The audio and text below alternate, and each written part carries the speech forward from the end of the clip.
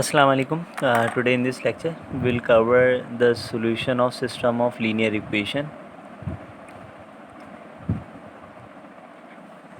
Linear equations. Now if we are talking about the solution of system of linear equation, we must know that graphically we represent the solution as the two lines that are intersecting at some point. This is basically the solution of this line. This is basically the solution. Remember that it's different to find the solution of the non-linear equation. When we are talking about the solution of the non-linear equation, that means we want to evaluate the root of the equation. But when we are solving the system of linear equation, that means कि हमें intersecting point between these two intersecting point जो है वो दो lines के intersecting point वो हमें required है. अच्छा, इसमें बेसिकली होता क्या है कि ये तो आपका एक वो ग्राफ है जो कि रिप्रेजेंट कर रहा है यूनिक सॉल्यूशन को. Now if we are looking at this point that कि ये जो है वो एक यूनिक सॉल्यूशन है इन दो लाइंस का. जबकि अगर हमें मालूम है कि कुछ इस तरह से भी लाइंस होती हैं कि एक लाइन अगर इस तरह है और दूसरी लाइन भी इसी के ऊपर बना दी जाए तो ये सॉल्यूशन होगा, या हम ये कहेंगे कि यहाँ पे एक इनफाइनाइट मैनी सॉल्यूशंस वो आपको मिल जाएंगे. इनफाइनाइट मैनी सॉल्यूशंस जो है वो आप लोग पढ़ चुके हैं लीनियर अलजेब्रा के कोर्स के अंदर, जिसमें डिपेंडेंट सॉल्यूशन जो है वो आपके पास मिला करते थे. अच्छा, इसी तरीके से अगर हम बात करें नो सॉल्यूशन वाले केस की, तो नो सॉल्यूशन वाले केस में आपके पास दो लाइंस अगर पैरेलल होंगी जो कि इस तरह अगर हैं तो आप ये कहेंगे कि आपके पास कोई सॉल्यूशन एग्जिस्ट नहीं करता. तो बेसिकली जो एनालिटिकल मेथड है, एनालिटिकल मेथड में आप लोगों ने ये तीनों चीज़ें जो है वो देखी हैं, यानी नो सॉल्यूशन वाला पार्ट भी देखा हुआ है, इनफाइनाइट मैनी सॉल्यूशन भी देखा हुआ है और यूनिक सॉल्यूशन वो चीज़ भी देखा है. एनालिटिकल सॉल्यूशन को थोड़ा सा रिवाइज़ कर लेते हैं, सिर्फ रिकॉल कर लेते हैं एनालिटिकल सॉल्यूशंस को कि एनालिटिकल सॉल्यूशंस में आपने कौन कौन से एक तो मेथड पढ़े. पहली चीज़ ये रिकॉल करते हैं और फिर उसके बाद जो है वो हम देखेंगे कि कौन कौन से मेथड के अंदर क्या ख़राबी है वो, या एक पिटफॉल देख लेंगे कि किस वजह से हम जो है वो एक आइटरेटिव मेथड की तरफ मूव कर रहे हैं, यानी न्यूमेरिकल मेथड की तरफ हम मूव करना चाह रहे हैं एनालिटिकल से. नाउ अगर हम बात करें पहला मेथड जो कि आप लोगों ने पढ़ा था वो है ग्राफिकल मेथड. ग्राफिकल मेथड में अगर आप देखें थोड़ा सा कि यही कुछ इस तरीके से आपके पास ग्राफ बनेंगे और आपके पास सॉल्यूशन आ जाएगा जो भी इंटरसेक्शन होगा उसके ऊपर. ना ग्राफिकल मेथड के अंदर दो प्रॉब्लम हुआ करते हैं. एक तो ये प्रॉब्लम कि इसमें विजुअलाइजेशन करना बहुत ज़्यादा मुश्किल हो जाता है, यानी सॉल्यूशन जो है वो कहाँ पर एग्जिस्ट करता है ये हमें मालूम करना बहुत मुश्किल हो जाता है. बिकॉज यू नो दैट कि अगर मैं इसको ड्रॉप करूँ एक्स एक्सिस पे तो एक्स एक्सिस में एग्जैक्टली ये कौन से पॉइंट पर है ये हमें नहीं पता होगा, यानी इसका कोऑर्डिनेट जो है वो एग्जैक्ट पता नहीं होगा. हम ये तो कह सकते हैं 3.58 है, मे बी 2 डेसिमल प्लेसेस तक. फिर आपको क्या करना होगा कि जूम करेंगे आप और उसके बाद जो है वो जूम करके देखेंगे, फिर हो सकता है आपके पास फर्दर और डेसिमल प्लेसेस जो है वो अपेयर हो जाए. तो ये एक प्रॉब्लम तो होता है ग्राफिकल मेथड में, जिसको हम विजुअलाइजेशन प्रॉब्लम कहते हैं कि एग्जैक्ट पॉइंट जो है वो हमें नहीं मालूम होता ग्राफिकल में. अच्छा, ये प्रॉब्लम जो है ना वहाँ पर भी है, solution of non linear equation के लिए भी यही प्रॉब्लम होता है ग्राफिकल के अंदर. लेकिन इसके साथ साथ अगर आप सोचें कि ग्राफिकल मेथड जो है वो सिर्फ और सिर्फ वर्क कर सकता है अगर हम मैनुअल पेज पे वर्किंग कर रहे हैं तो 2 डायमेंशन तक, यानी अगर दो इक्वेशंस 2 डायमेंशन मीन 2 इक्वेशंस तक वर्क कर सकता है जिसमें 2 वेरिएबल्स हों खाली. ठीक है ना, 2 इक्वेशंस के लिए काम कर सकता है. 2 इक्वेशंस तो नहीं कहेंगे इसको, हम ये कह रहे हैं बेसिकली ऐसी इक्वेशन, ऐसा सिस्टम जिसके अंदर 2 वेरिएबल्स हों, ऐसे सिस्टम के लिए तो ये काम कर सकता है. और मे बी कि अगर हम कंप्यूटर के ऊपर वर्क कर रहे हैं तो हम 3D प्लॉट यानी 3 इक्वेशंस के साथ 3 वेरिएबल के साथ जो है वो काम कर सकते हैं. लेकिन अगर if you have more than 3 variable then graphical method जो है वो ग्राफिकल रिप्रेजेंटेशन करना वो हमारे लिए पॉसिबल नहीं हुआ करता है. इसीलिए जो है हम ग्राफिकल मेथड से मूव करते हैं किसी दूसरे मेथड की तरफ. सेकेंड मेथड की अगर हम बात करें जो कि आप लोगों ने पढ़ रखा है, ये है सब्स्टिट्यूशन मेथड. रिमेंबर दैट कि सब्स्टिट्यूशन मेथड फेल कभी नहीं होता. ग्राफिकल मेथड की बात अगर हम करें तो 4 वेरिएबल्स के लिए तो ये फेल हो गया ना, लेकिन सब्स्टिट्यूशन मेथड की अगर हम बात करें तो ये फेल कभी नहीं होता. ये हमेशा जो है वो इसके थ्रू सॉल्यूशन एग्जिस्ट करता है, लेकिन इसके अंदर वर्किंग करना जो है वो बहुत ज़्यादा प्रॉब्लमेटिक होती है. रीज़न है इसके, लेट सपोज एक सिस्टम कंसिडर करते हैं x + 2y और इसी तरीके से 2x minus 6y equal to 6 and equal to 7। Let's suppose ये एक इक्वेशन है ना, ये दो वेरिएबल के सिस्टम ऑफ लीनियर इक्वेशन है। तो अगर हम इसमें सॉल्व करना चाहें तो क्या करना होगा कि हम इस इक्वेशन से x की वैल्यू इवैल्यूएट करेंगे कुछ इस तरह 6 माइनस 2y, और फिर इस x की वैल्यू को सब्स्टिट्यूट करेंगे इस इक्वेशन में, तो ये बन जाएगा 2 into 6 minus 2y minus 6y equal to 7। ना अब क्योंकि पूरी इक्वेशन में सिर्फ y का वेरिएबल रह गया, तो अब आप y की वैल्यू को इवैल्यूएट ये कर लेंगे। तो बेसिकली y की वैल्यू अब आप इवैल्यूएट यहाँ कर सकते हैं। अब आप सोचें कि अगर आपके पास तीन वेरिएबल हैं, तो तीन वेरिएबल में आपको पहली इक्वेशन से एक वेरिएबल की वैल्यू इवैल्यूएट करनी होगी जो कि दो वेरिएबल्स में होगी, और उसे आप फर्दर दो इक्वेशन जो होंगी उसमें सब्स्टिट्यूट करेंगे ताकि आपकी जो बाकी दो इक्वेशन हैं वो दो वेरिएबल्स की फॉर्म में रह जाए। फिर उसमें से किसी एक इक्वेशन में से second variable, let suppose y, अगर आपके पास सेकंड वेरिएबल है तो y की वैल्यू इवैल्यूएट करेंगे, उसको थर्ड में सब्स्टिट्यूट करेंगे, फिर आपके पास z की वैल्यू आएगी और उसके बाद रीसब्स्टिट्यूट करेंगे। तो आप सोचिए ये बहुत बड़ी प्रॉब्लम होगी कि अगर आपके पास सिस्टम बड़ा हो जाए, लेट सपोज 9 वेरिएबल का हो, तो 9 वेरिएबल के अंदर क्या होगा बेसिकली कि आप पहले एक इक्वेशन से एक वेरिएबल की इक्वेशन इवैल्यूएट करेंगे, यानी वैल्यू इवैल्यूएट करेंगे दूसरे 8 वेरिएबल्स की फॉर्म में, फिर उस इक्वेशन को यानी उस वैल्यू को जो आपने पहली इक्वेशन से निकाली है वो फर्दर 8 इक्वेशंस में आप सब्स्टिट्यूट करेंगे। तो आप सोचें कि 8 इक्वेशन में सब्स्टिट्यूट करने के बाद अब आपके पास एक नई 8 इक्वेशंस जो है वो अपीयर हो जाएंगी, ठीक है ना, उसमें पहला वेरिएबल सब्स्टिट्यूट हो चुका है। अब क्या होगा कि दूसरे इक्वेशन में से आप जो है वो फिर दूसरा वेरिएबल सब्स्टिट्यूट इवैल्यूएट करेंगे और उसे बाकी 7 इक्वेशन में सब्स्टिट्यूट करेंगे and so on up till the last variable appears. तो लास्ट वेरिएबल इवैल्यूएट करने के बाद फिर अगेन रीसब्स्टिट्यूशन होगी, तो ये एक लंबा प्रोसेस हो सकता है। ज़रा सोचिएगा कि आप जो है वो सब्स्टिट्यूशन मेथड अप्लाई कर रहे हैं किसी भी 9x9 के लिए, तो कितना मुश्किल होगा। तो ये बहरहाल एक मेथड था आपके पास, सब्स्टिट्यूशन मेथड कह लें या इसको हम कहते हैं एलिमिनेशन मेथड। एलिमिनेशन मेथड के अंदर भी कुछ इसी तरीके से वर्किंग हमें करनी है। अच्छा, इसके अलावा आपने एक और चीज़ देखी थी, थर्ड मेथड अगर मैं कहूँ कि एडजॉइंट मेथड के हवाले से भी आपने पढ़ा था। एडजॉइंट मेथड कह लें, मैट्रिक्स मेथड कह लें। मैट्रिक्स मेथड में देखें, अगर आपके पास सिस्टम है ax इक्वल टू बी का, तो basically x equal to a inverse into B, ये हमें मालूम है कि this is basically the solution of this system of linear equation. लेकिन इसमें बेसिकली आपको सबसे पहले a इन्वर्स इवैल्यूएट करना है। तो क्योंकि a इन्वर्स इवैल्यूएट करना है, a इन्वर्स को मैनुअली अगर इवैल्यूएट करें तो ज़रा याद करें 3/3 के लिए वैसे तो फॉर्मूला इसका ये होता है adjoint of a divided by determinant of a, ठीक है। तो इसमें अगर आपके पास सिस्टम जो है वो डिटर्मिनेंट ऑफ ए आपको इवैल्यूएट करना है, एडजॉइंट ऑफ ए इवैल्यूएट करना है, तो याद करें ज़रा 3/3 सिस्टम के लिए। तो 3/3 सिस्टम के लिए एडजॉइंट ऑफ ए का फॉर्मूला मैं रिकॉल कर रहा हूँ, कुछ इस तरह से था आपके पास कि a11 आपको इवैल्यूएट करना है, a12 इवैल्यूएट करना है, a13 इवैल्यूएट करना है, a21, a22, a23, इसी तरीके से a31, a32, a33, यानी ये कुछ को-फैक्टर्स आपको इवैल्यूएट करने हैं और आपको जो है वो बेसिकली उसका ट्रांसपोज लास्ट में जो है वो लेना होगा ताकि एडजॉइंट आ जाए। अब इसमें सिर्फ एक, अगर हम माइनर की बात करें, एक इसके a11 एक इस वेरिएबल की बात करें या इस एलिमेंट की बात करें, तो ये किसके इक्वल था, ये बेसिकली था कि आप -1 की पावर 1+1 करेंगे और डिटर्मिनेंट के अंदर ये तमाम वेरिएबल रखेंगे, यानी ये तमाम एलिमेंट्स लेंगे a22, a23, यानी यहाँ पे जो भी एलिमेंट्स आपके पास मौजूद हैं ए सिस्टम के अंदर मैट्रिक्स ए में, वो आप जो है वो ले लेंगे यहाँ पे।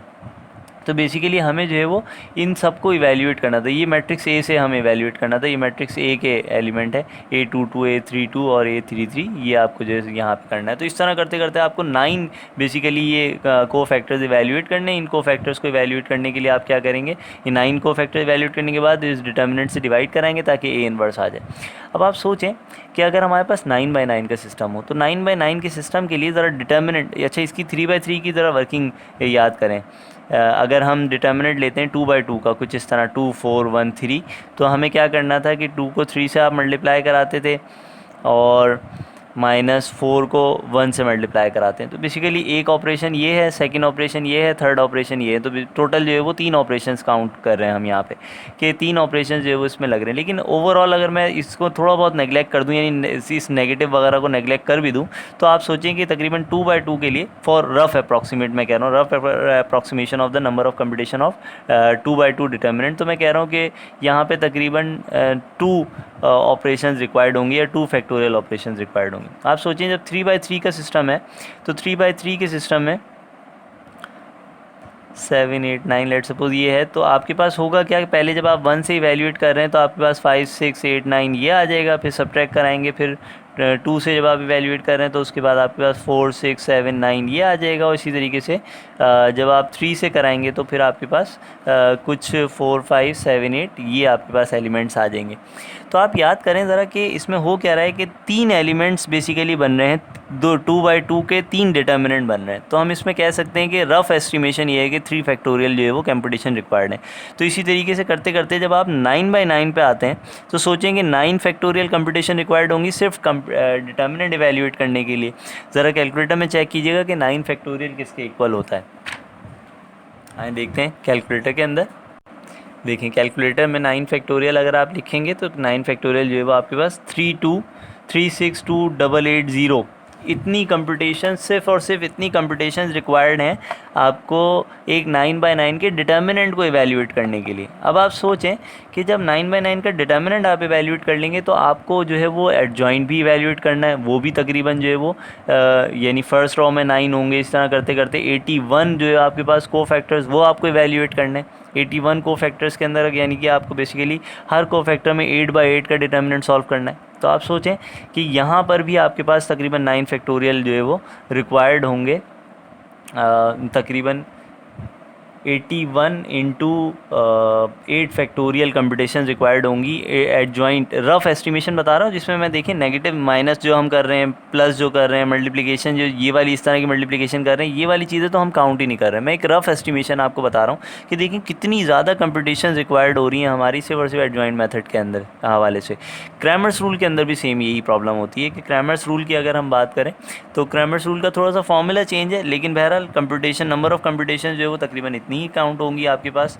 कि क्रैमर्स रूल में फर्स्ट वेरिएबल जो है वो इक्वल हो जाता है adjoint of A1 divide by A determinant of A के, जिसमें एडजॉइंट ऑफ A1 का मतलब ये कि आप फर्स्ट कॉलम में जो है वो B मैट्रिक्स को सब्स्टिट्यूट कर देंगे और बाकी कॉलम को जो है वो सेम रखेंगे। तो आप सोचिए यहाँ पर भी अगर 9/9 का सिस्टम है तो एक डिटर्मिनेंट ये सॉल्व होगा, एक डिटर्मिनेंट ये सॉल्व होगा, जिसकी वजह से सिर्फ आपके पास पहला वेरिएबल सॉल्व होकर आएगा।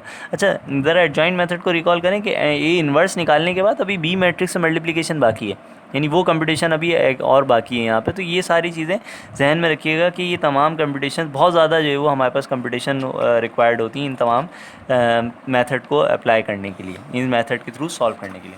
इसी तरीके से आप याद करें कि आपने एक और मेथड पढ़ा है गॉसियन एलिमिनेशन मेथड। अगर हम गॉसियन एलिमिनेशन मेथड की बात करें जिसमें आप रिड्यूस इशलॉन फॉर्म बनाया करते थे, तो रिड्यूस इशलॉन फॉर्म बनाने के लिए रिड्यूस इशलॉन फॉर्म के लिए आपके पास जो है वो कंप्यूटेशन वगैरह जो कुछ भी होती थी वो एटलीस्ट इनसे तो थोड़ा बहुत कम ही होंगी, यानी ऐसी न्यूमेरिक कंप्यूटेशन क्योंकि होती हैं तो इसलिए न्यूमेरिक कंप्यूटेशन काफ़ी इसमें कम हो जाया करती हैं। यानी फ़र्ज़ करें आपको जो है वो अगर इस तरह से कोई रिड्यूस इशलॉन फॉर्म का सिस्टम गिवन है 2 3 1 एंड 7 और ये ऑगमेंट हुआ है कुछ इस तरीके से 3 और 6 से, तो आपको जो है वो फर्स्ट एलिमेंट पे, क्योंकि अगर 1 बनाना है तो मैं क्या करूँगा कि 2 से डिवाइड करा दूँगा। तो यहाँ पर जो है वो मैं क्या कर रहा हूँ, raw number 1 is multiplied by 1/2, मैं कुछ इस तरीके से मल्टीप्लिकेशन करा रहा हूँ। तो ये आपके पास हो जाएगा 1, यहाँ आ जाएगा 3 डिवाइड बाई 2, यहाँ आ जाएगा आपके पास 3 डिवाइडेड बाई 2, यहाँ आपके पास 1 7 6, ये ऐसे ही रहेगा।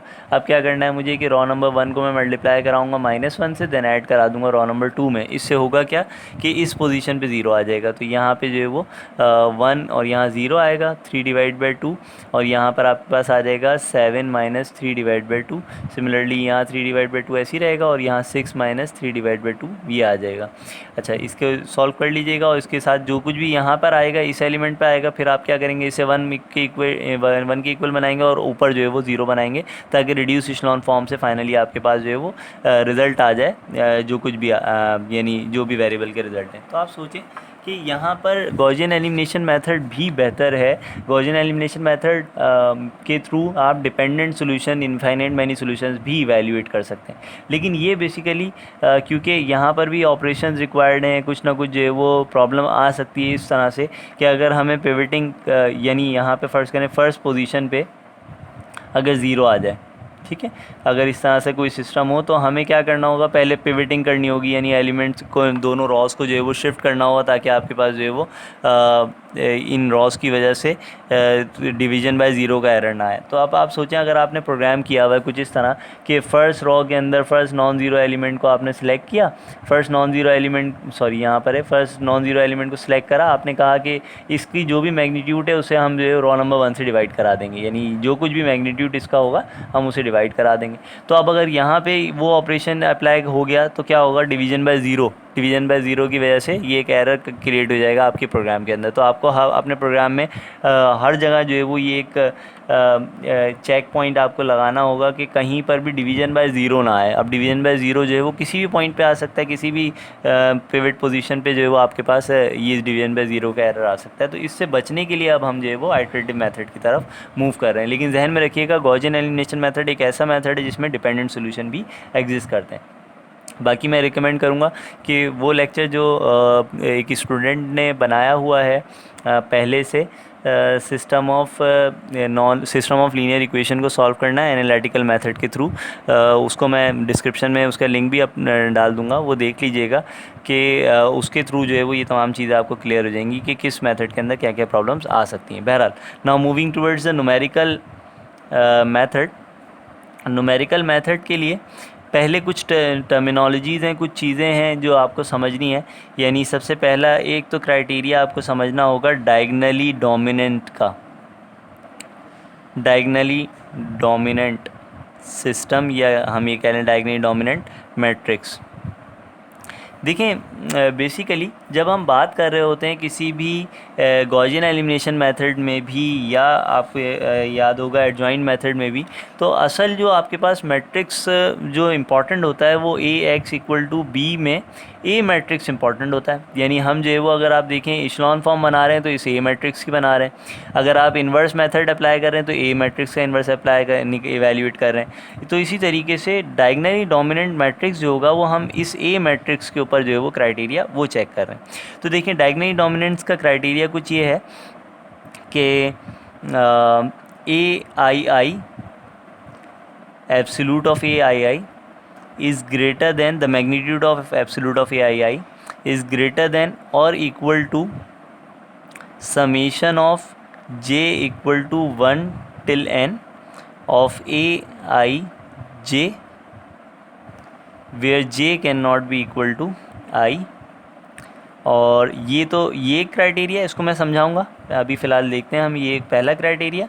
एंड इसके साथ साथ AII must be greater than summation of j equal to 1 till n for j is not equal to I of AIJ for at least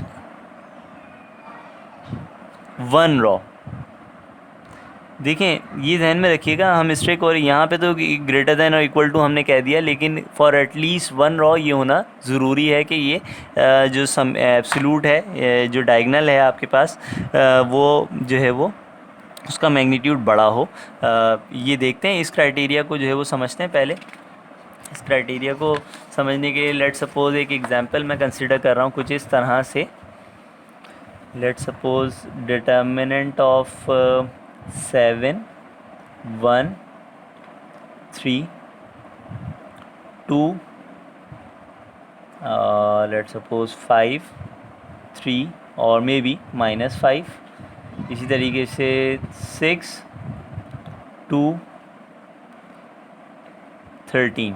ठीक है, अगर एक मैट्रिक्स लेट सपोज़ ये है, तो आप देखें इस मैट्रिक्स में ये जो पोजीशन है ये है 1-1 पोजीशन, यानी 7 की पोजीशन जो है वो 1-1 पोजीशन है, 5 की पोजीशन 2-2 पोजीशन है और 13 की पोजीशन 3-3 पोजीशन है। यानी ये जो मैंने कहा है AII, तो इसका मतलब है या तो A मैट्रिक्स में आपके पास 1-1 पोजीशन पे कौन सा एलिमेंट है, 2-2 पोजीशन पे कौन सा एलिमेंट है और 3-3 पोजीशन पे कौन सा एलिमेंट है। तो देखें 1-1 पोजीशन पे एलिमेंट है 7, 2-2 पोजीशन पे एलिमेंट है आपके पास -5, इसी तरीके से 3-3 पोजीशन पे है 13।